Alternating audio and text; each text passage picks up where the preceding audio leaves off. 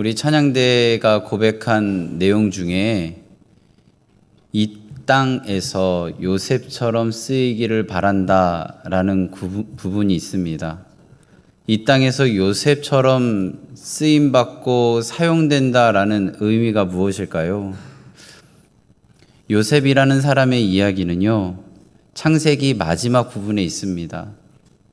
우리가 보통 하는 이런 이야기를 할 때, 그 당시에 최고 강대국이었다라고 하는 애굽의 서열 2위, 총리의 자리, 왕가를 제외하고 7세의 자리에 오른 이 요셉의 모습처럼 세상에서 쓰이는 것이 오늘 찬양의 가사, 이 땅에서 요셉처럼 사용되어지고 쓰여진다라고 생각할 수는 있지만 그렇지 않습니다.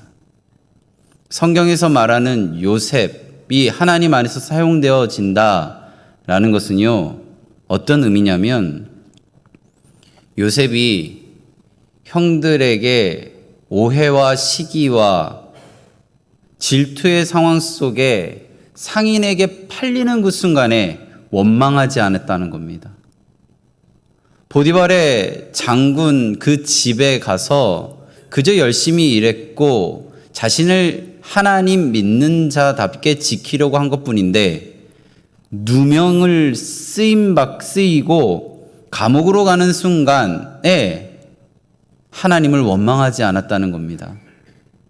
감옥에서도 꿈을 잘 풀어주고 이제 무언가 실마리가 열린 것처럼 느껴질 때 자신의 도움 받은 사람이 자신을 잊어버린 것 같이 느껴지는 그 순간에 원망하지 않았다는 겁니다.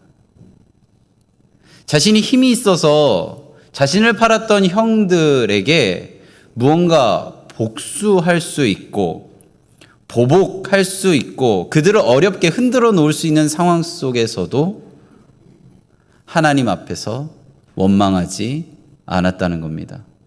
이게 바로 하나님 안에서 쓰임받는 요셉의 모습입니다. 요셉이 애굽의 총리로 서 있는 모습도 하나님이 쓰임받는 과정 중에 하나라는 것을 기억하시기 바랍니다.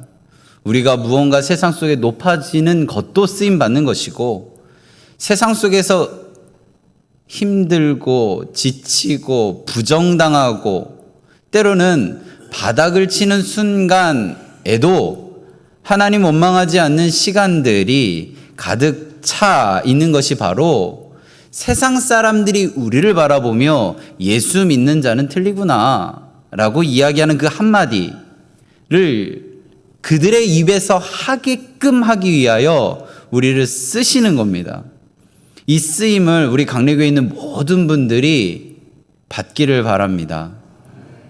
혹시 지금 이 자리에 예수님의 음성이 들리시나요? 뭐라고 하세요?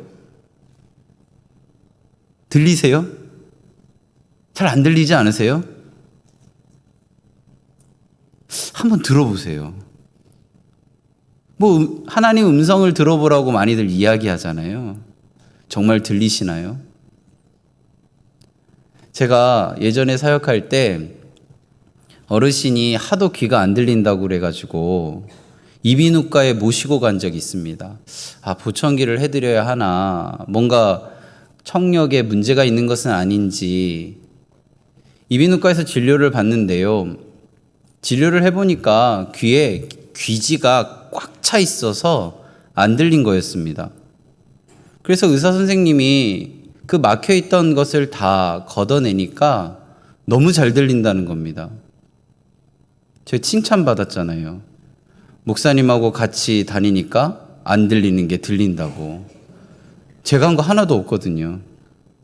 혹시 우리들의 영적인 귀가 안 들린다면 내 안에 어떠한 증상이 있는지 점검해 보셨으면 좋겠습니다. 내 귀를 닫고 있던 것만 걷어내면 너무 잘 들리는데요. 그 꽉 막고 있는 것을 그대로 둔 채 안 들린다고 하고 있지는 않은지. 제가 목사로 살아가다 보니까 죽음을 앞에 둔 이들을 많이 보게 됩니다. 그때 의사, 간호사들이 그 함께하는 가족들에게 이런 얘기들을 하는 것을 들었습니다.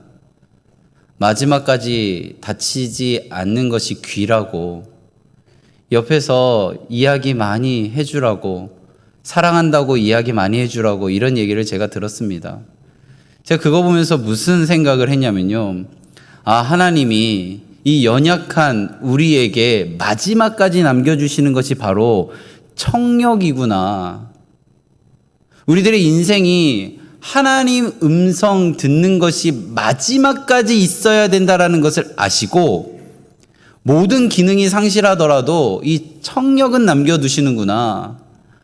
하나님께서 오라는 그 소리를 듣게 하기 위해서 그 음성 듣고 마지막 그 순간에 들을지라도 천국으로 인도하시려는 그 하나님의 마음이 마지막까지 청력을 남겨두시는 우리 이 신체 구조의 흐름을 하나님이 그렇게 만드셨구나 라는 것을 느꼈습니다. 다시 한번 묻고자 합니다. 하나님의 음성이 안 들리신다면 제일 먼저 해야 되는 것은요, 하나님 안 들립니다, 이거예요. 하나님 안 들립니다, 듣고 싶습니다. 여기서부터 우리 시작했으면 좋겠습니다. 제가 화요일에 우리 강내교회 역대 목사님들과 같이 식사를 한 시간이 있었습니다. 2대, 3대, 4대 목사님과 함께 식사를 하는데요. 그 자리에서 많은 이야기를 들었습니다. 참 많이 애쓰셨고 노력한 시간들 저에게 감동으로 다가왔습니다. 우리 2대 목사님이 올해 나이가 90이신데요. 이대 목사님이 이렇게 건물이 새로 지어지고 이곳에 잘 둘러보지는 못하셨던 것 같습니다. 그래서 식사하기 전에 저와 함께 이곳을 이렇게 둘러보시고 저에게 어떤 이야기를 하셨냐면요. 목사님, 이제는 제 흔적이 없네요, 이러셨습니다. 그 이야기를 처음 들었을 때 마음 가운데 쓸쓸함이 느껴졌습니다. 그런데 그 소리가 헤어지고 나서도 제 마음에 계속해서 남았습니다. 그리고 쓸쓸함이 아니라 깊은 울림이 되어 지금도 담겨져 있습니다.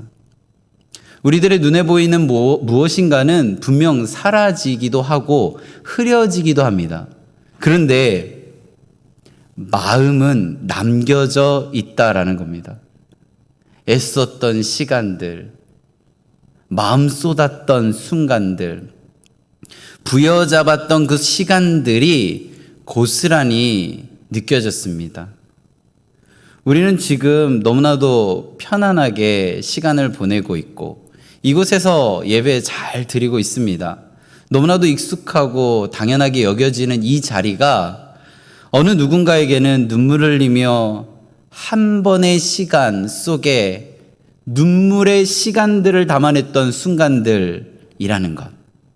우리는 모르지만 하나님은 아십니다.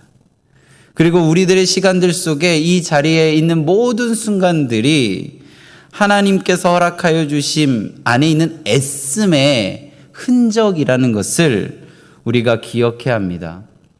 오늘은 강내교회 창립 기념 주일입니다. 하나님께서 여러 분들의 섬김과 기도를 통해 우리 교회를 지금까지 붙드셨습니다. 우리는 흐릿해져가는 기억을 다시 살리자라는 이야기를 하려는 것이 아니라 과거의 어떤 이야기를 끄집어 와서 우리도 그렇게 하자가 아니라 한 가지 분명한 사실을 기억하기 위함입니다. 그것이 무엇이냐면 사람은 바뀝니다. 환경은 바뀌죠. 그런데 우리 강내교회의 주인은 바뀌지 않았습니다. 우리 강내교회의 주인은 예수 그리스도입니다. 이 사실은 한결같이 이어져 왔고 지금도 있다라는 겁니다. 그래서 우리 강내교회가 창립기념주일 이 시간에 자랑할 것은요, 긴 역사, 이렇게 멋진 건물이 아니라 한결같이 이 자리에 주인 되어주신 주님이라는 겁니다. 우리 주인이 되신 주님이 95년 동안 늘 이 자리에 함께 하셔서 감사합니다. 우리 강래교회의 주인 되어주신 예수님을 자랑할 수 있음에 감사합니다 라는 고백을 오늘 이 자리에 했으면 좋겠습니다. 우리 강래교회의 주인 되신 예수님, 오늘 요한복음 10장에서는 선한 목자라고 표현합니다. 이 요한복음 10장에 있는 이 선한 목자 장은 많이 알려져 있는 내용인데요. 우리는 오늘 이 10장의 내용을 통해서 선한 목자의 특징 3가지를 함께 보려고 합니다.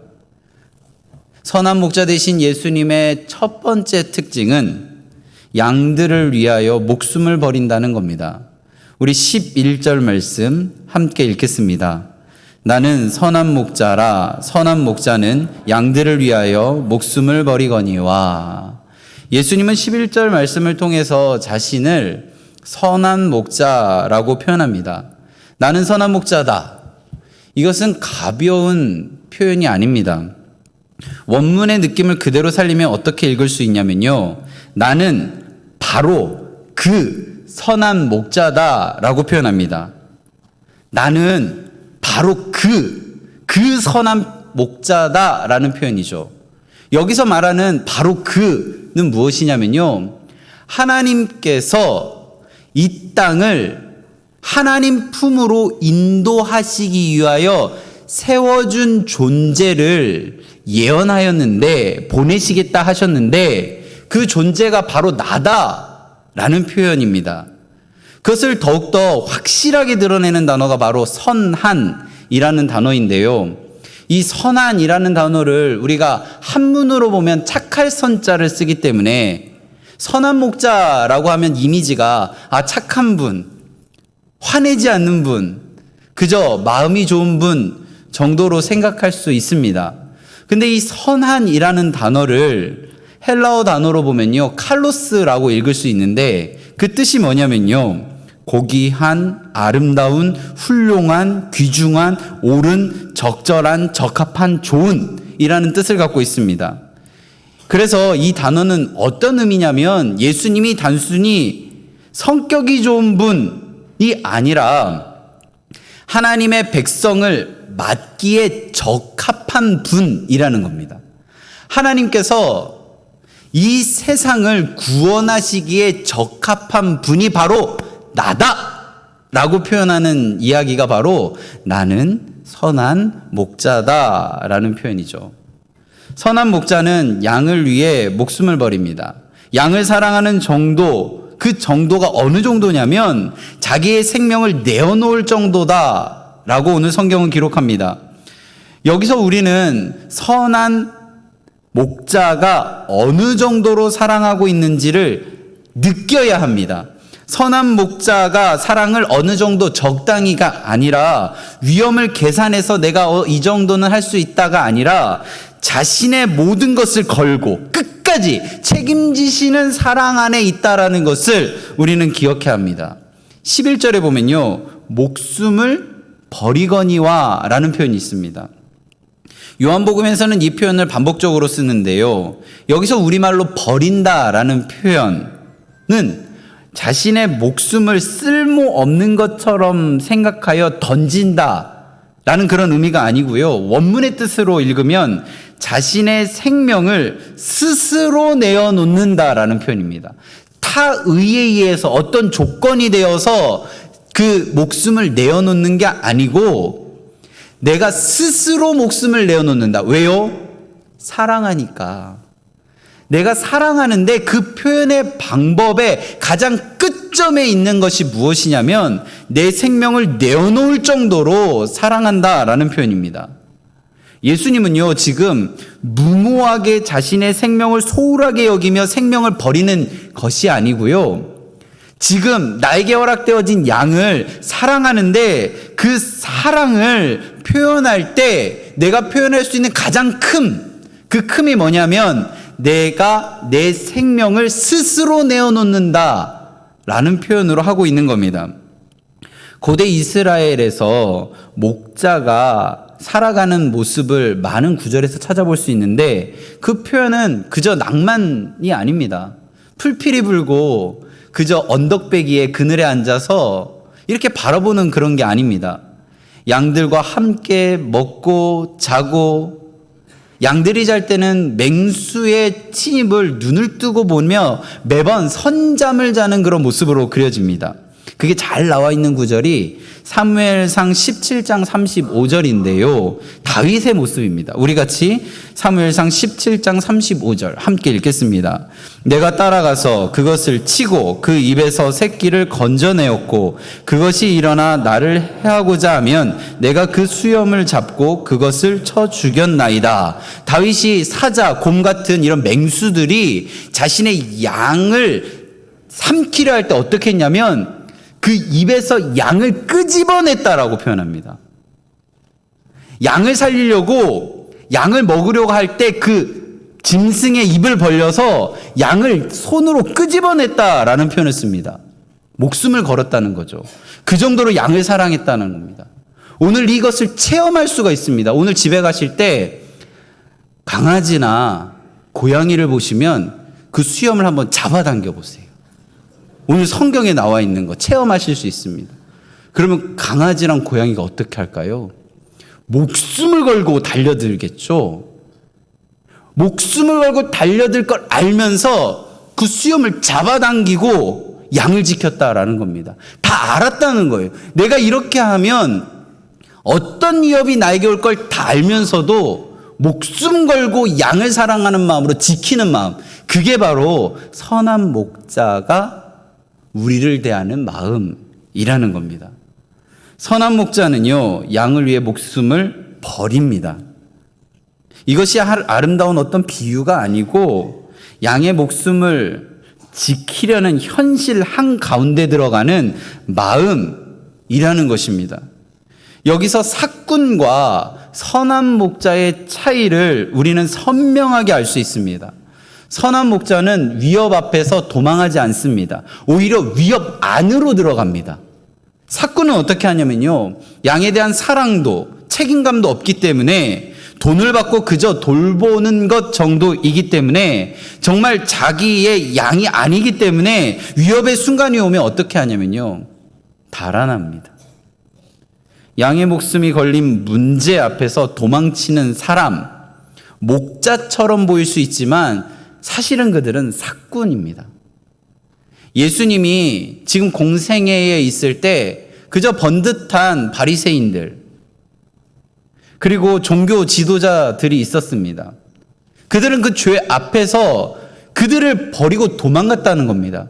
근데 예수님은 그들을 끝까지 부여잡고 그들을 하나님의 품으로 인도하기 위하여 자기의 목숨까지도 내어놓는 모습을 보여주셨다는 겁니다.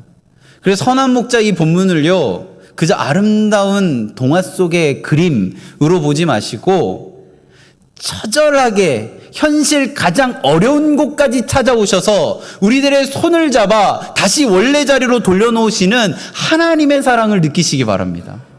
우리 어제요, 이 자리에서 CGN에서 제작한 일본 선교사님의 영화를 하나 보았습니다. 무명이라는 영화인데요. 그 영화를 보면서 제 마음을 흔들어 놓은 대사가 하나 있어서 함께 보려고 합니다. 제가 읽어드리겠습니다. 우리는 도요토미 히데요시의 일본을 미워합니다. 이토 히로부미의 일본을 미워합니다. 하지만 우리의 친구 노리마츠의 일본은 사랑할 수밖에 없습니다. 일제강점기에 너무나도 힘들어서 우리나라, 대한민국, 조선의 사람들은 일본 생각하면 너무나도 치가 떨렸던 겁니다. 도요토미 히데요시의 일본 싫어. 이토 히로부미의 일본 너무 싫어. 일본 생각하면 치가 떨려. 그런데 우리와 함께 했던 일본 선교사님 노리마츠의 일본은 사랑할 수밖에 없다라는 이 고백.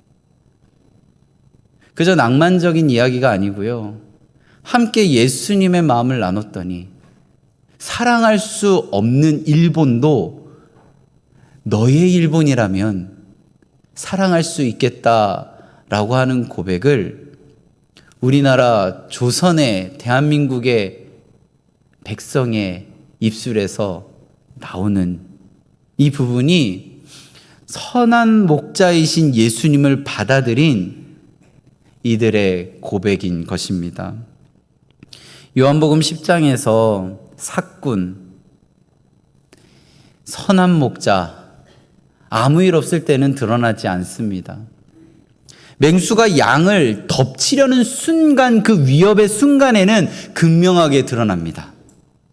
도망가는 이는 삭군이고 맹수의 입에서 양을 끄집어내는 것이 바로 선한 목자입니다. 예수님은 착취와 눌려온 세상 한가운데로 들어가십니다.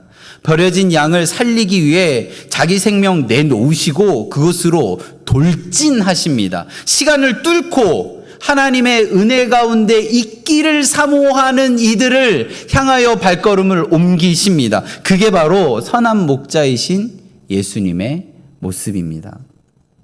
선한 목자이신 예수님, 선한 목자의 두 번째 특징은 무엇이냐면요, 자기 양을 알고 지금도 인도하신다는 겁니다. 우리 요한복음 10장 11절에서 나는 선한 목자라를 통해 첫 번째 특징을 보았다면, 이 나는 선한 목자라는 표현을 14절에서도 합니다. 11절에서는 자기의 생명을 내어놓을 정도로 사랑한 그 모습을 보았다면 14절은 무엇이라고 이야기하는지 함께 14절을 읽겠습니다. 나는 선한 목자라, 나는 양을 알고 양도 나를 아는 것이. 14절에서는요, 나는 선한 목자라 라고 하시고 자기 양을 안다 라는 표현을 씁니다. 그리고 양도 목자를 안다 라고 이런 관계를 이야기합니다. 선한 목자의 두 번째 특징이 바로 양들을 안다 라는 표현입니다. 양은요, 자기의 길을 잘 아는 것 같지만 실제로는 그렇지 않습니다. 양은 풀이 어디 있는지 모릅니다. 어떻게 하면 물을 마음껏 먹을 수 있는지 모른다는 거예요. 근데 목자는 압니다. 어디 가면 양들을 인도하면 풀이 있고, 어디 가면 물을 마실 수 있고, 나의 사랑하는 양들이 그 마음 가운데 편안하게 있을 수 있는지를 안다라는 겁니다. 그래서 양이 모르는 것을 목자는 아는데 사실은 양이 필요한 것도 알고 있다라는 것이 바로 오늘 14절의 의미입니다. 그런데 이 구절을 더 잘 알려면 15절을 읽어야 하는데요. 우리 15절 말씀 함께 읽겠습니다. 아버지께서 나를 아시고 내가 아버지를 아는 것 같이 나는 양을 위하여 목숨을 버리노라. 여기서 예수님이 뭐라고 얘기하시냐면요, 아버지께서 나를 아시고, 하나님 아버지께서 나를 아시고 내가 하나님 아버지를 아는 것 같이 양과 선한 목자의 관계가 되어진다라는 겁니다. 예수님은요, 하나님의 마음을 누구보다도 잘 알았습니다. 그래서 하나님의 말씀에 철저하게 순종합니다. 어쩌면 십자가의 이야기 속에 이 잔을 이곳으로 옮겨달라고 하는 표현은 십자가의 그 고통을 담아내기에는 내 마음이 참 어렵습니다라는 표현이죠. 근데 그 마음을 고스란히 표현한 후에 아버지께 뭐라고 얘기하냐면 나의 원대로 마옵시고 아버지의 원대로 하옵소서라고 이야기합니다. 철저하게 순종하죠. 왜요? 아버지의 뜻을 알았으니까. 누구보다도 하나님 아버지의 뜻을 알았으니까. 그리고 아버지는 아들에게 왜 그것을 이야기할 수 있을까요? 아들의 마음을 알았으니까. 성경은 그렇게 이야기합니다. 하늘에서 매면 땅에서도 매이고 하늘에서도 풀리면 땅에서도 풀린다고. 왜요? 아버지의 마음을 잘 안 이가 바로 아들 예수였거든요. 아들 예수의 마음을 가장 잘 안 이가 하나님 아버지거든요. 그 관계가 바로 목자와 양의 관계라는 겁니다. 그냥 모르고 멀리서 바라보는 것이 아니고요, 그 가장 깊숙한 곳, 가장 중심에 함께하면서 공감하는 그 마음이 바로 예수님의 마음, 우리를 향한 마음이라는 겁니다. 그래서 15절 하반부에 보면 나는 양을 위하여 목숨을 버린다 라는 표현을 또 쓰고 있는 겁니다. 이것을 원문을 살려서 다시 읽어보면 양들을 위하여 내 목숨을 내가 내어놓는다 라는 표현을 쓸 수 있는 것이죠.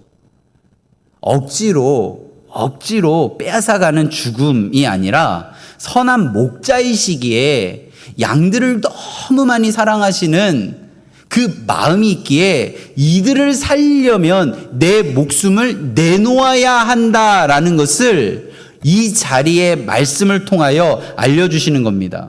사랑하기 때문에 강도떼의 사정권 안으로 들어가고 맹수의 이빨에 손을 넣고 버려진 양들을 건져내기 위하여 자신의 몸을 밀어넣는 것, 그게 바로 선한 목자의 특징, 양들을 아는, 그러므로 사랑하는 모습이라는 겁니다. 중요한 것은요, 예수님이 우리를 안다고 하실 때 그것은 겉모습으로 안다라는 그 정도의 뜻이 아닙니다. 나도 나를 모르는 부분이 있습니다. 그런데 나도 나를 모르는 부분을 하나님이 아신다는 겁니다. 세상 살아갈 때 무언가 내 마음 가운데 이해되어지지 않는 상황들 있으시죠? 그 이해되어지지 않는 상황들을 하나님의 아들 예수님은 아신다라는 겁니다. 내가 이렇게 주저앉아서 일어날 힘조차도 없는 순간들 있으시죠? 왜 이렇게 내가 무기력하지? 라고 여겨지는 그 순간에도 하나님의 아들 예수 그리스도는 아신다라는 겁니다. 그 정도로 아신다는 거예요. 내가 모르는 것까지도 나보다 더 잘 아는 하나님의 아들이 우리들을 돌보신다라는 겁니다. 이 은혜가 우리 이 자리에 있는 겁니다. 그래서 우리는 이렇게 고백할 수 있는 겁니다. 내가 다 몰라도 목자 되신 주님은 아신다. 설명되지 않는 순간 있을 것입니다. 그때에 선한 목자 되신 예수님이 나를 이렇게 인도하셨다면 그럴 만한 이유가 있겠지. 하나님께서 나를 이렇게 인도하셨다면 분명 이유가 있을 거야 라고 이야기하는 우리들의 삶, 그게 바로 선한 목자 되신 예수님의 특징 두 번째를 알고 있는 양의 모습인 것입니다. 이제 선한 목자의 특징 세 번째를 알려드리겠습니다. 자기 양을 끝까지 책임질 권세가 있다는 것입니다. 우리 17절 말씀 함께 읽겠습니다. 내가 내 목숨을 버리는 것은 그것을 내가 다시 얻기 위함이니 이로 말미암아 아버지께서 나를 사랑하시느니라. 이로 말미암아 아버지께서 나를 사랑하시느니라. 무언가 조건을 둔 말 같습니다. 근데 이 말은 뭐냐면요, 아들이 양을 위하여 자기 목숨을 내어놓는 그 결단을 아버지께서 기쁘게 받아주셨다는 겁니다. 그 목숨을 내어놓는 것을 하나님 아버지께서 승인하셨다라는 겁니다. 하나님께서 그 사랑하는 마음을 공감하셨다라는 겁니다. 그래서 예수님께서 십자가에 달려 돌아가심으로 자신의 생명을 내어주신 것은 인간 예수의 어떠한 모습이 아니라 하나님이 함께 하시는 모습이라는 겁니다. 그래서 선한 목자의 세 번째 특징이 뭐냐면요, 양을 사랑하는 정도가 아니라 자신을 끝까지, 그 양들을 끝까지 책임지실 수 있는 힘과 권세가 있다라는 겁니다. 우리 부모가 자녀를 사랑하잖아요. 근데 자녀를 사랑하지만 못하는 부분이 있을 수 있습니다. 한계에 도달하는 것. 이거는 내가 진짜 못하겠다라고 여겨지는 부분들이 있습니다. 그것은요, 끝까지 책임진다라는 말을 할 수 없죠. 사랑하는 건 분명하지만 끝까지 책임지는 것은 아닙니다. 그런데요, 내 능력에 한계가 있어서 끝까지 책임지지 못하는데 천지 만물을 창조하신 하나님께서 그 권세를 주셨다라고 한다면 이 아들 예수의 권세와 능력은 어느 정도일까요? 감당하지 못할 게 없다라는 겁니다. 그것으로 우리를 돌보신다라는 것이죠.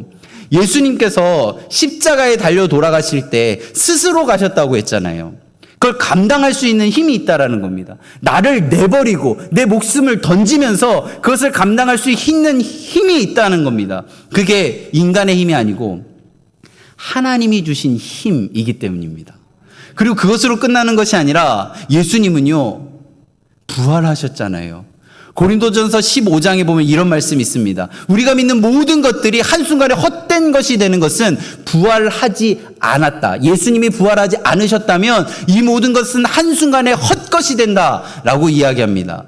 예수님은요, 내 놓은 것도 다시 취할 수 있는 힘이 있다라는 겁니다. 목숨을 던졌는데 그것도 스스로 하셨고 그 던진 목숨도 다시 취할 수 있는 권세가 있다라는 겁니다. 그 예수님이 우리의 목자 되어 주십니다. 그래서 우리는 하루하루 살아갈 때 버릴 권세도 있고 취할 권세도 있는 하나님께서 인도하시는 길 가운데 있다라고 믿는다면 오늘 하루의 시간이 어떨까요? 아, 난 왜 이렇게 안 되지? 왜 오늘따라 이럴까? 내가 만나는 족족이 왜 나에게 있어서 이런 부정함이 찾아오지? 라고 하는 그런 생각 속에 있을 때 나를 돌보시는 분은 예수님이야. 그럴 만한 이유가 있겠지? 라고 생각하시기 바랍니다. 오늘 하루의 시간 속에 많은 의미가 담긴 이야기가 우리에게 찾아옵니다. 제가 이런 얘기를 할 때 우리 강내교회 앞으로 아무 문제 없습니다 라고 이야기하려는 게 아닙니다. 우리 강내교회 앞으로 살아갈 때 연약한 인간들이 모여있기에 분명 문제가 있을 겁니다. 서로에게 상처 주는 상황들 있습니다. 그리고 서로의 마음을 무너지게 하는 말 한마디 한마디가 쌓여갈 수 있습니다. 그때마다 하나님이 이 자리의 주인이심을 잊지 마시기 바랍니다. 하나님께서 내려놓게 하신 권세도 있지만 다시 세우시는 권세도 있다라는 것을 기억하시기 바랍니다. 우리들의 몸부림으로 무언가 이어붙이려는 것이 아니라 완벽하게 새 제품으로 만드시는 하나님께서 오늘 이 자리에 주인 되어주시고 95년 동안 이끌어주신 하나님께서 앞으로도 이어주실 줄로 믿고 오늘 하루 행복하게 살아가셨으면 좋겠습니다. 오늘 이 이야기 속에 하나님께서는 세 가지 이야기를 하셨습니다. 첫 번째, 양을 위해 목숨을 버린다. 두 번째, 자기 양을 알고 지금도 인도하신다. 세 번째, 자기 양을 끝까지 책임질 권세가 있다라고 말씀하셨습니다. 선한 목자 되신 예수님께서 우리를 사랑하셔서 목숨을 버리시고 그를 위하여 끝까지 끌고 가시며 인도하심 가운데 그 모든 것들을 감당할 수 있는 권세가 있다라는 것을 우리가 믿고 하루하루 살아간다면 오늘 우리는 이 질문 앞에 반드시 서 있어야 합니다. 오늘 말씀 앞에서 나는 선한 목자 되신 예수님을 정말 신뢰하며 따라가고 있는가? 나는 아직 주님의 음성을 듣지 못한 이들에게 찾아가서 그들을 품고 기도하며 나아가고 있는가? 예수님이 진정 나의 선한 목자라고 믿으십니까? 내가 양이라는 사실을 알고 계신가요? 그렇다면 우리가 해야 될 건 하나입니다. 뭐냐면요, 목자 되신 예수님을 의심하고 생각하고 평가하는 것이 아니라 나는 양이구나, 하나님의 음성만 들으면 되는구나, 예수님의 음성만 따르면 되는구나, 성령님이 나를 이끌어 주신다는 것, 그것을 믿으면 되는구나 라고 오늘 하루를 살아가면 되는 것입니다. 우리가 살아갈 때 세상에서 들려오는 많은 이야기들이 있습니다. 교회를 향한 이야기, 기독교인들이 왜 그러냐라는 이야기 들려올 때 우리 강내교회 성도님들을 바라보며 이렇게 바뀌었으면 좋겠습니다. 나는 교회 싫어. 나는 기독교 말도 꺼내지 않았으면 좋겠어. 그런데 당신이 믿는 하나님은 믿고 싶어졌어. 당신이 가는 교회 나 한번 가보고 싶어. 이런 얘기를 하는 전달자로서의 역할을 감당하셨으면 좋겠습니다. 하나님 많이 자랑하고 계신가요? 주변에서 예수 믿는 사람이니까 틀려 이런 이야기 듣고 계신가요? 며칠 전에 권사님 한 명이 저에게 찾아와서 제가 그 얘기 들었다고 저에게 자랑하셨어요. 일주일 동안 한 명 찾아왔습니다. 다음 주에는 2분 찾아오셨으면 좋겠고 그 다음 주엔 10명 찾아오셨으면 좋겠고 저 볼 때마다 아이고 예수 믿으니까 틀리다는 얘기, 그런 얘기 자랑하는 분들이 곳곳에서 있었으면 좋겠습니다. 그래서 우리 강래교회가 예수님의 이름이 자랑되어지는 그러한 교회가 되기를 바랍니다. 그게 바로 하나님이 우리의 선한 목자 되어주심이 드러나고 내가 믿은 이 하나님을 그들도 믿었으면 좋겠다라는 마음으로 은혜 전하며 하루하루 살아갈 때 이 자리에 있는 모든 성도님들이 하나님의 품 안에서 하루하루 살아감이 증명되어지는 은혜가 충만하게 임하기를 간절히 바라고 축원합니다.